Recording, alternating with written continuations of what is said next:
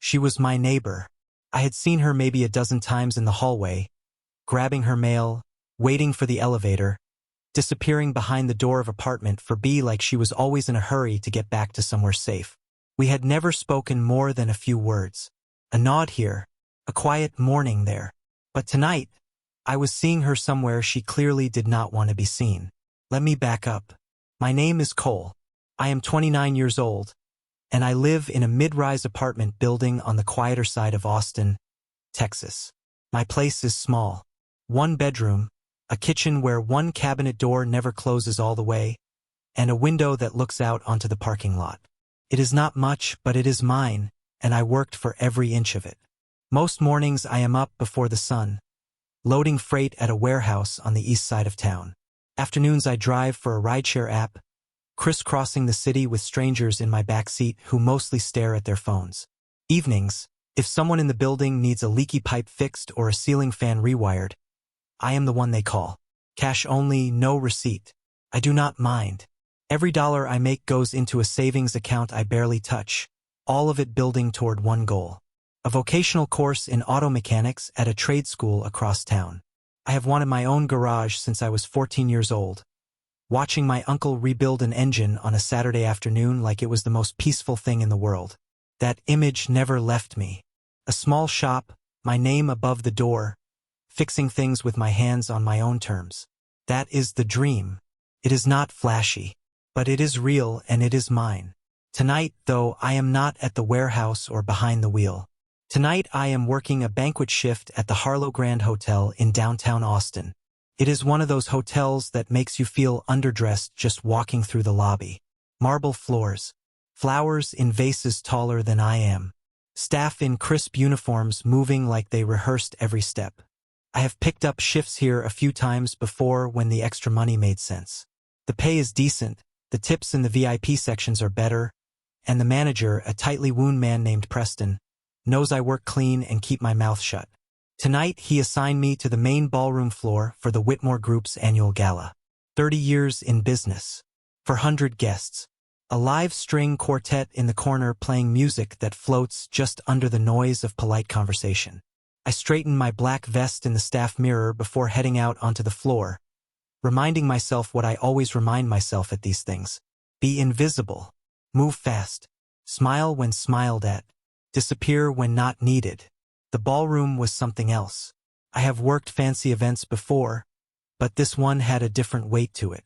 The kind of room where everyone knows exactly how much everything costs and wants you to know they know.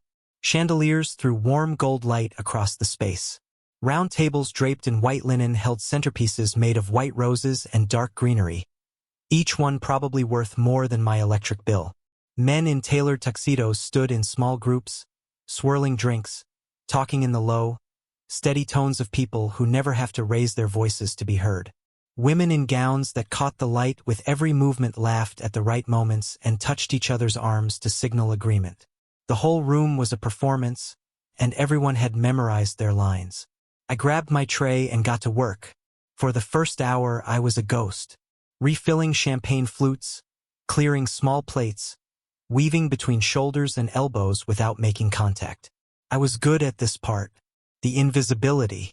Years of moving through spaces where I was the least important person in the room had made me quick and quiet. I noticed things, though. I always noticed things. It is a habit I picked up during my time in the service and never fully shook. Scan the room. Note what is out of place. And something was out of place. Near the far left edge of the ballroom, away from the main clusters of guests and the lively hum of conversation, there was a small table partially tucked behind a tall floral arrangement. Most people probably did not even register it was there. But I did.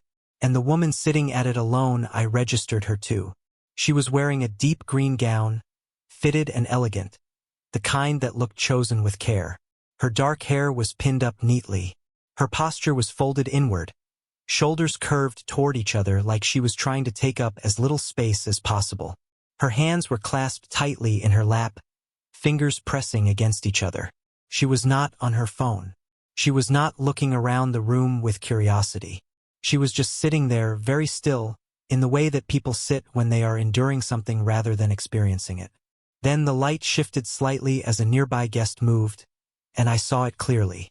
A scar ran along the left side of her face, starting near her temple and curving down toward her jaw. It was not fresh. It had that settled look of something old, something healed over but never gone. It pulled slightly at her skin when she moved, and under the ballroom's golden light, it was visible from a distance. I recognized her before I even thought about it. Lena, apartment 4B. My neighbor.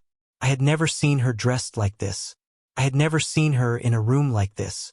And from the look on her face, she had never wanted to be in one. I kept moving.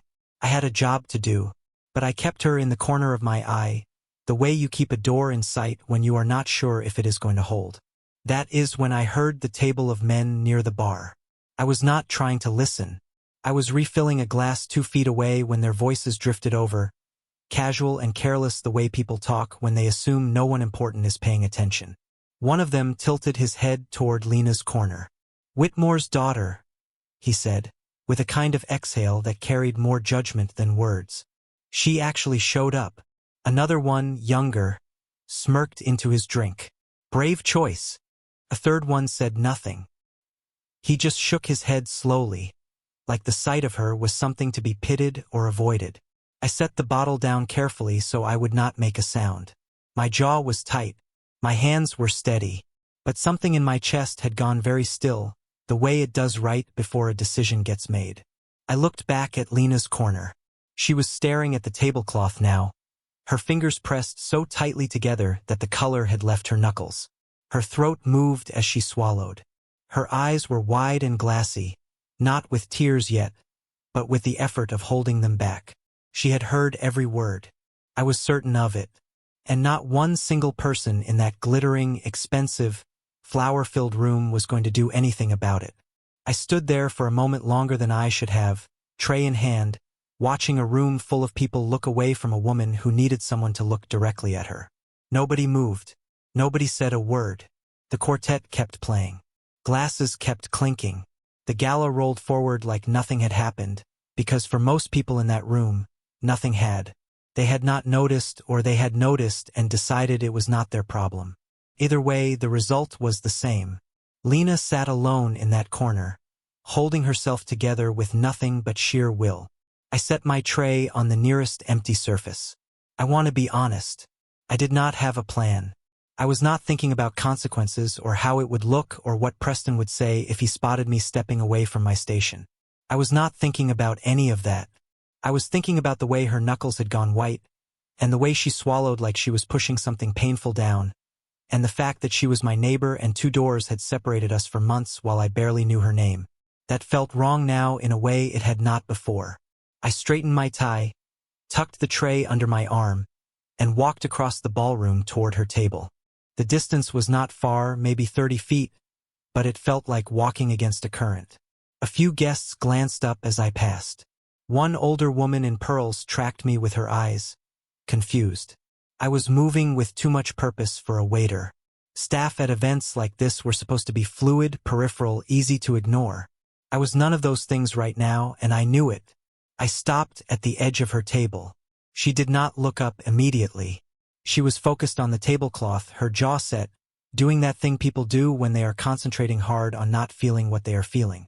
I waited, not wanting to startle her. After a moment, as if she sensed the stillness of someone standing close, she lifted her eyes. She looked at me the way people look at something unexpected. A quick scan, trying to figure out the angle, what I wanted, whether she needed to brace herself. I kept my voice low and steady. "Are you doing all right this evening?" She blinked. That was clearly not what she expected me to say. Her expression shifted, wariness softening slightly into something more uncertain. "I'm fine," she said, the automatic answer, the one people give when they are not fine at all. I nodded like I believed her, but I did not step away. Instead I said, "I live in your building." For A. Something moved across her face. Recognition, then surprise, then a kind of careful recalibration. "I know," she said quietly. "I've seen you in the hall." "I didn't know you'd be here tonight," I said. "I didn't want to be," she replied, and then looked slightly startled. like she had not meant to say that out loud. I glanced once at the dance floor, where couples were swaying to a slow piece the quartet had eased into, and then back at her. What I said next was not something I planned. It just came out simple and direct. "Would you like to dance?" The silence that followed was short but full. Her eyes searched mine the way you search a face when you are trying to decide if someone is making fun of you. I held her gaze and did not look away. I was not smiling too wide or being performative about it. I just meant it. "You're working," she said. "I am," I agreed. "And if you'd rather I go back to it, I will." No explanation needed. She looked down at her hands, then back up at me. Around us, the room continued its elegant spin, oblivious. The men near the bar had moved on to another conversation. Nobody was watching this moment except, I noticed from the corner of my eye, one person at the head table. A man in his late 50s with silver at his temples and the kind of face that had learned to stay composed under pressure. He was watching his daughter with the careful, aching attention of someone who has been worried for a very long time. Lena's father, George Whitmore, head of the Whitmore Group. A man whose name was on the building we were standing in tonight in every sense that mattered. And right now he looked less like a powerful man and more like a father who did not know how to fix the one thing he most wanted to fix. Lena exhaled. It was soft, barely audible. Then, slowly, she unclasped her hands and placed one in mine. Her hand was cool and slightly tense, the fingers not fully relaxed, but she did not pull back. I helped her to her feet with care, making sure not to rush her, and guided her toward the edge of the dance floor. Not the center where everyone would see. Not the shadows where it would feel like hiding. Just the edge. Present without being a performance. We began to move. I kept the steps simple, slow, nothing that required skill or synchronization, just a gentle rhythm to follow. She was stiff, her eyes aimed somewhere near my shoulder, her breathing deliberate. She was working hard at this. "You don't have to look at them," I said quietly. She glanced up at me. "Just here," I said. "Just this." She held my gaze for a few seconds, and what I saw there was not what I expected. It was not embarrassment or gratitude or even relief. It was exhaustion. Deep, settled exhaustion. The kind that does not come from one bad night but from a long stretch of them stacked end to end. She had been carrying something heavy for a long time, and the weight of it was visible if you were actually looking. I did not look away. I did not glance at her scar. I just held her hand and kept us moving, one step at a time. Slowly, something in her posture began to give. Her shoulder dropped a fraction. Her grip in my hand eased slightly. Her breathing leveled out. And then, in a moment so quiet I almost missed it, the corner of her mouth lifted. Small, fragile, like something that had not been used in a while and was not sure yet if it was safe to come out fully. But it was real.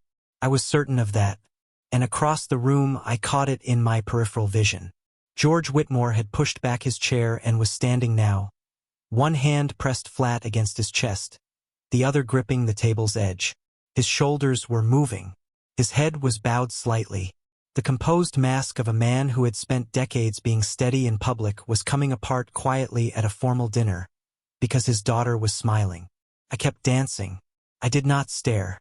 But I felt it, the weight of that moment, the way it pressed against the noise and glitter of the room and made all of it feel very small by comparison. Lena did not know he was watching. She was focused on keeping her feet moving, on staying in the small safe space we had made at the edge of the floor.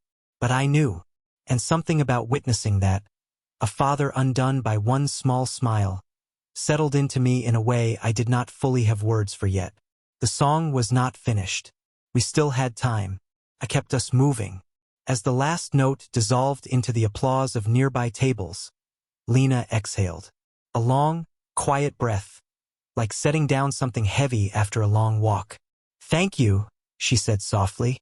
"You did that," I told her. "I just asked." She looked at me for a moment, something unreadable moving across her face. Not quite gratitude, not quite surprise. Something in between, something that did not have a clean name yet. Then I stepped back, reaching into my vest to straighten it before returning to my duties. And that is when everything stopped. Something slipped from my inner pocket. I felt it go before I heard it. A small, soft object catching air before it hit the polished floor with a quiet but distinct sound. I looked down. A faded blue handkerchief, small and worn at the edges, embroidered with tiny gold flowers, and a set of initials stitched carefully into one corner. I bent to pick it up, but I was not fast enough. George Whitmore was already there. He moved faster than a man his age had any right to. One moment George was across the room, still standing at his table where I had seen him watching us. The next he was crouched beside me on the dance floor, his fingers closing around the handkerchief before I could reach it. He straightened slowly, turning it over in both hands, and the color left his face like a light switching off. The ballroom continued around us. Glasses clinked. Somewhere behind me a woman laughed at something her companion said. The quartet shifted into a new piece. None of it touched the small, still circle that had formed between me, George, and Lena, who had stepped closer without seeming to realize she had. George's hands were trembling. Not slightly. The kind of trembling that comes from somewhere deep, from a feeling too large for the body to hold quietly. "Where did you get this?" His voice was low, but the weight behind it filled the space between us completely. I held his gaze. "My name is Cole. I served with your brother, Arthur Whitmore." The sound that came out of George Whitmore then was not loud. It was not dramatic. It was the small, broken sound of a man who had been holding a question for over a decade and had just, without warning, been handed the answer. His knees shifted and he gripped the edge of the nearest table. Lena was at his side instantly, her hand on his arm, her eyes moving between her father and me with an expression I had not seen on her face all evening. Not the guarded wariness from before. Something rawer. Something that had not decided yet what it was. "Dad," she said quietly. "Dad, what is it?" He could not answer her yet. His eyes stayed on me. So I talked. I told them about the base. A forward operating post, dry and dusty and loud in ways that never quite leave your memory. I told them about the patrol, how routine it felt that morning, how routine most of them feel right up until they are not. I told them about the vehicle, the sudden jolt, the noise that was not really a sound so much as a pressure, and then the heat. I was in the back when it flipped. My leg was caught, something pressing it down hard against the frame, and the smoke came fast. I remember thinking, with strange calm, that I needed to move and that I could not. Arthur got me out. I do not know exactly how long it took. Time works differently in moments like that. What I know is that 1 second I was pinned and choking, and the next there was a hand on my collar and I was being dragged across hot metal and then onto open ground. Arthur did not stop to check on me. He turned straight back toward the vehicle. There was another man still inside.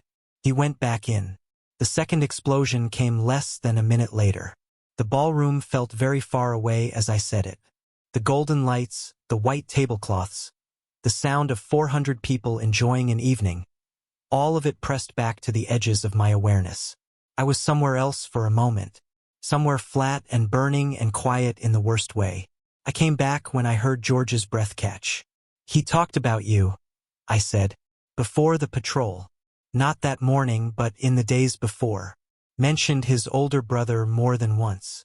Said you tried to talk him out of enlisting. Said you offered him a safe life." George closed his eyes. "He didn't resent that," I continued. "He said it clearly. He knew you were trying to protect him. He just needed to do something that felt like it meant something. That's how he put it." A single tear moved down George's face. He did not wipe it away. The last thing he said to me, when I asked him to stay back, when I told him we'd get the driver out another way, I paused, steadying myself. He looked at me and said, "Tell George not to carry this. Live well for both of us." The sound George made then was quiet and complete. Not a sob exactly, more like something releasing that had been locked tight for 11 years. He sat heavily in the chair that someone had the presence of mind to pull close, and he held that handkerchief to his chest with both hands like it was the most valuable thing in the room. Which, to him, it was. Lena had not moved from his side, but her eyes were on me now, steady and searching. The wariness from before was still there, but something else had joined it. A kind of recognition, the feeling of meeting someone and realizing the meeting was not accidental, that it had been coming from further back than either of them knew. "You kept it all this time," she said. "It was not a question." "I didn't know how to find you," I answered honestly. "After I was discharged, things got complicated. I moved around, worked through it the best I could. I kept meaning to track down his family, return it properly, tell them what I knew. But I didn't know where to start." I looked at the handkerchief in George's hands. I carried it because putting it down felt wrong, like I hadn't finished something. Lena was quiet for a moment. Then, softly, she said, "You lived in my building for 7 months." "I know," I said.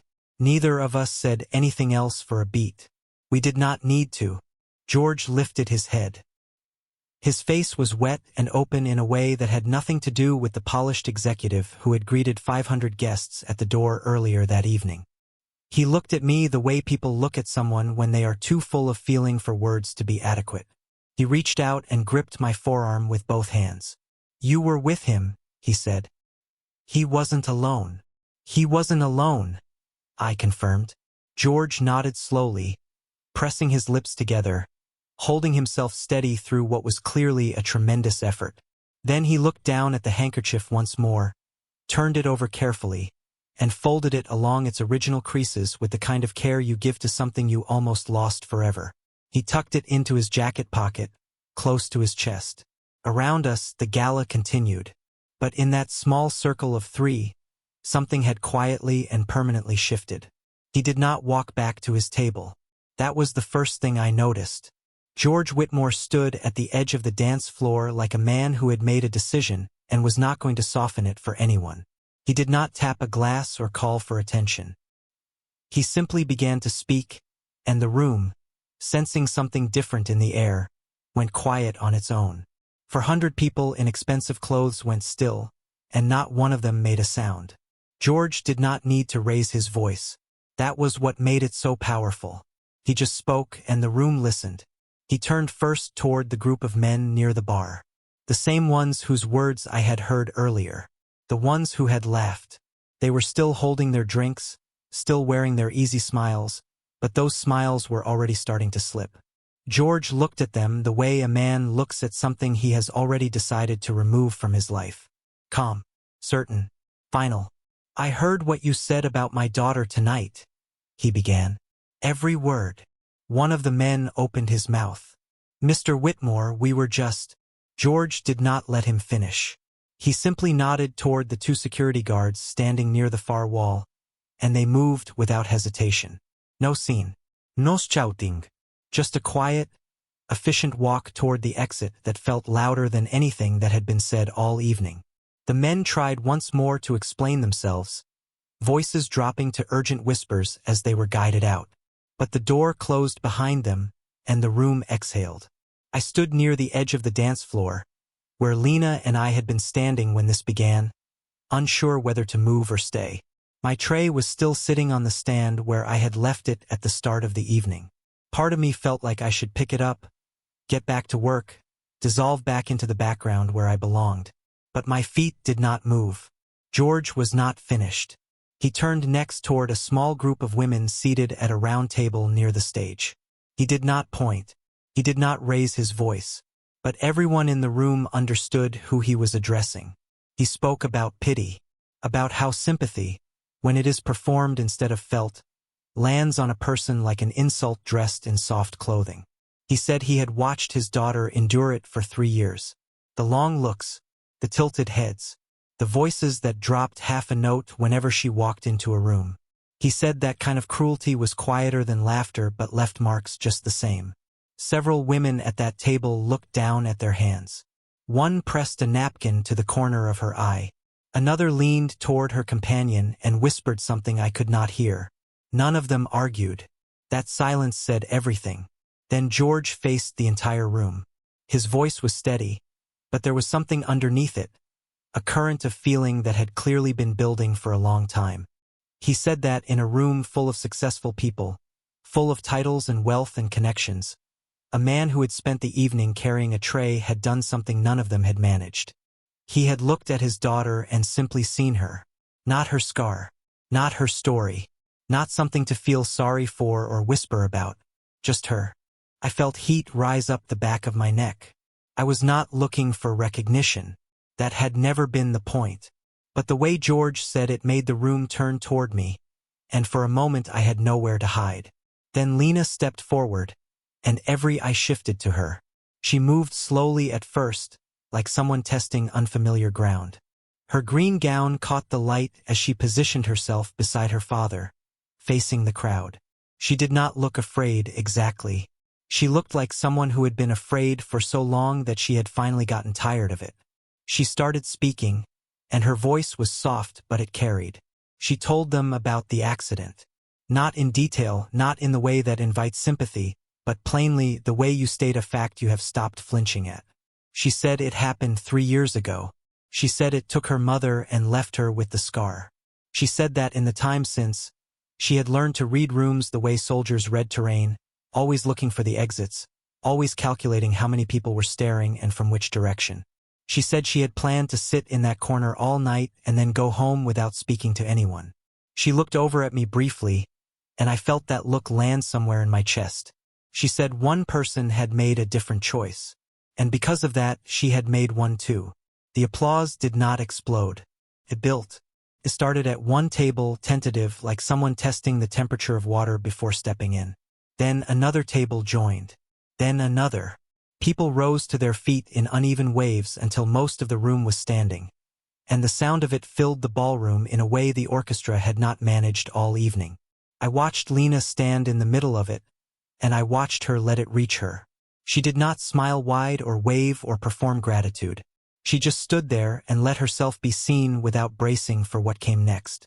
For her, I understood that alone was enormous. A few guests approached her afterward. A woman in a silver dress touched her arm and apologized quietly, eyes down. A man who had been at the bar earlier, not one of the ones escorted out but close enough to have heard them laughing, stopped in front of her and said nothing at first. Then he said he was sorry. Lena looked at him for a moment. She nodded once. She did not smile, did not offer reassurance, did not make it easier for him than it needed to be. She just nodded. That was enough. George made his way back to me as the crowd began to settle into quieter conversation. The sharp energy of the last 20 minutes was easing, softening into something more reflective. He gripped my shoulder with one hand, and I could feel the weight of it. Not a congratulation, something more like relief. He told me he wanted to offer something. Full sponsorship for my mechanics course. He said it was not charity and it was not a reward. He called it a debt that had been sitting unpaid for too long. He said his brother had believed in doing right by people, and the least he could do was carry that forward. I did not answer right away. I looked at Lena, who was still speaking quietly with a small group nearby, her posture open in a way it had not been at the start of the night. Then I looked back at George and told him I would think about it. He nodded like he already knew what my answer would be. She found me before I could find her. I was stacking the last of the cleared glasses near the service cart, trying to get back into the rhythm of work, when I heard her voice just over my shoulder. "You're not going to just disappear, are you?" I turned around. Lena was standing a few feet away, closer than I expected, her arms loosely crossed, her expression somewhere between amused and uncertain. The room around us had thinned out. Guests were gathering their things, saying their goodbyes, moving toward the exits in quiet clusters. The chandeliers had been dimmed slightly, the light warmer and less demanding than it had been an hour ago. It made the whole ballroom feel like a different place. Smaller, more honest. I told her I was not going anywhere just yet. Still had glasses to collect. She smiled at that. Small but real. She asked if we could talk for a minute, not about anything heavy, just talk. I set the glasses down and gave her my full attention. She said she had been thinking about what I said on the dance floor, about stepping out of corners. She said it sounded simple when I put it that way, like something anyone could just decide to do. But she wanted me to know that for her, it had not felt simple. It had felt like standing on the edge of something and not knowing if the ground would hold. I told her I understood that feeling better than she might think. She looked at me carefully when I said that, like she was deciding whether to ask more. She did not push, but I could see the question sitting behind her eyes, patient, waiting. I told her that when I came back from my service, I spent almost a year not leaving my apartment unless I had to. Not because I was physically hurt, not by then, but because the world outside felt too loud and too fast and too indifferent to what I had seen. I told her I did not get better because someone fixed me. I got better because one ordinary Tuesday I made myself walk to the corner store for coffee, and then the next week I walked a little further, and it went on like that until the distance stopped feeling so impossible. She was quiet for a moment. Then she said, "So it's just walking further each time?" I said, "Pretty much." She nodded slowly, like she was filing that away somewhere useful. George appeared then, moving toward us with the handkerchief folded carefully in his breast pocket, just the edge of it showing. He looked lighter than he had all evening. The grief was still there. I could see it in the way he carried himself, but it had shifted. Like something that had been locked in a tight fist for years had finally been allowed to open. He asked if I had thought any more about his offer. I told him yes. I told him I would accept the sponsorship for the course on one condition. No strings, no obligations, and no expectation that I would find my way into his company afterward. My plan was still my own. A small garage, my own hours, work I built with my hands. That had not changed. George said he would not have it any other way. We shook hands, and this time it felt like a real beginning instead of a polite gesture. Lena walked me out when my shift ended. We did not plan it. She was heading for the car her father had arranged, and I was heading for the staff exit, and somehow we ended up going the same direction through a quieter corridor that ran along the back of the hotel. The noise of the ballroom faded behind us. Our footsteps echoed on the marble floor. She asked if I was working tomorrow. I told her I had a warehouse shift early in the morning but nothing in the evening. She said she knew a coffee place 2 blocks from our building. Nothing fancy. Just good coffee and tables that were not trying to impress anyone. I said that sounded exactly right. We stepped out through a side door into the cool night air. The city was doing what cities do at that hour, moving at a slower pace. A few cars passing, distant voices, the hum of everything continuing on.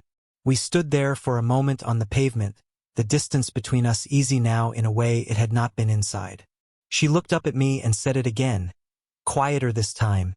The same words she had whispered on the dance floor. "I will never forget you." I did not brush it off this time. I just said, "I won't forget you either." She smiled, and this time it reached all the way to her eyes, and it stayed there. The next evening we met at that coffee place. Small wooden tables, mismatched chairs, a chalkboard menu on the wall. We stayed for 2 hours talking about nothing in particular, the neighborhood, the terrible parking situation on our street, a book she had been reading, a podcast I had been listening to on warehouse shifts. At some point, the conversation slipped into something more personal without either of us noticing the shift. She talked about her mother. I talked about Arthur. We did not rush past the hard parts, but we did not drown in them either. We met again 3 days later. Then, the week after that, it stopped being something we scheduled and started being something we just did. She started knocking on my door on Sunday mornings when she made too much coffee, which I quickly suspected was on purpose. I started saving the funny things that happened on my delivery routes to tell her later because I knew they would make her laugh. Small things, ordinary things, the kind that quietly build a life if you let them. One evening, a few months in, we were sitting on the steps outside our building watching the street go quiet, and she leaned her head against my shoulder without saying anything. I did not say anything either. I just stayed still and let the moment be what it was. I thought about the handkerchief, now back where it belonged, folded in George's pocket. I thought about Arthur, about the promise I had carried without fully knowing how to keep it. "Live well for both of us," he had said. I had not understood what that meant back then. Not completely. But sitting on those steps with Lena beside me, the city settling into its evening quiet around us, I thought maybe I was finally starting to.